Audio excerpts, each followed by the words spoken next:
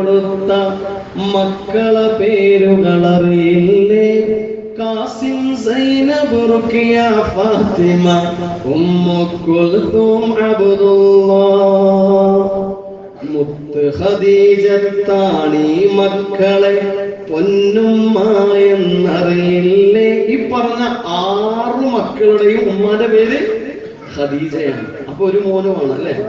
ഇബ്രാഹിം എന്നൊരു മോൻ മാരിയത്തുൽ ഖിബ്തിയയിൽ നിന്നല്ലേ?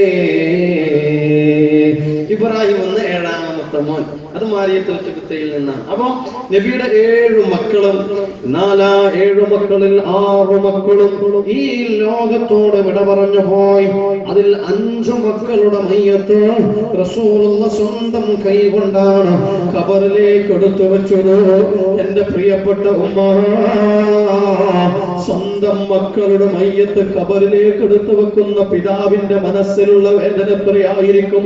1 അല്ല 2 അല്ല 3 അല്ല 5 മക്കളുടെ മയ്യത്ത് ആ ഖബറിലേക്ക് എടുത്തു വെച്ചത്.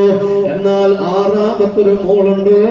ആ മോളെ മയ്യത്ത് പോലും കാണാൻ റസൂലുള്ളാഹിന്റെ ജീവിതകാലത്ത് കഴിഞ്ഞിട്ടില്ല. ആരാണ് ആ മോള്? റുഖിയ ബീവിയാണ്. അതേ പുന്നാര നബി തങ്ങൾ ബദർ യുദ്ധത്തിൽ പങ്കെടുക്കാൻ വേണ്ടി പോയതാ. ദിവസങ്ങളോളം നീണ്ടു നിൽക്കുന്ന ബദർ യുദ്ധത്തിൽ പങ്കെടുത്ത് യുദ്ധം കഴിഞ്ഞ് തിരിച്ചു വന്നപ്പോ റുഖിയ ബീവിയെ കാണുന്നില്ല. റസൂലുള്ള ചോദിച്ചില്ലേ എന്റെ മോളെവിടെയെന്ന്? കുടുംബക്കാര് മറുപടി പറയുകയാണ്, യാ റസൂലല്ലാഹ്, നബിയേ, നിങ്ങൾ യുദ്ധത്തിന് പോയപ്പോ നിങ്ങളെ മകളായ റുഖിയ ബീവി മരിച്ചു പോയിട്ടുണ്ടോ? ഞങ്ങളെ ഖബറടക്കിയിട്ടുണ്ടോ? സ്വന്തം മകളുടെ മയ്യത്ത് പോലും കാണാൻ പ്രിയപ്പെട്ട പ്രവാചകന് കഴിഞ്ഞില്ല.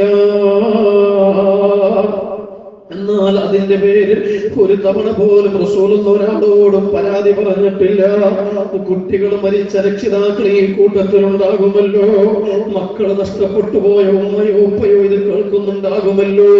സങ്കടപ്പെടല്ല, സങ്കടപ്പെടല്ലോ. അല്ലാഹുവിന്റെ ഹബീബിന്റെ 6 മക്കൾ ജീവിതകാലത്ത് തന്നെ മരിച്ചു പോയിട്ടുണ്ടോ? എന്നാൽ ഇതേ സദസ്സിൽ കുട്ടികളില്ലാത്തവരുണ്ടാകുമോ? എങ്കിൽ അവര് കേട്ടോ, നിങ്ങളും സങ്കടപ്പെടല്ല. റസൂലുള്ളാഹിക്ക് 11ഓളം ഭാര്യമാരുണ്ട്. അതിൽ 2 ഭാര്യമാരിലെ കുട്ടികൾ ഉണ്ടായിട്ടുള്ളൂ. ബാക്കി ഒരു ഭാര്യയിലും കുട്ടികളില്ല. ആയിഷ ബീവിയിൽ കുട്ടിയില്ല, ഹഫ്സ ബീവിയിൽ കുട്ടിയില്ല.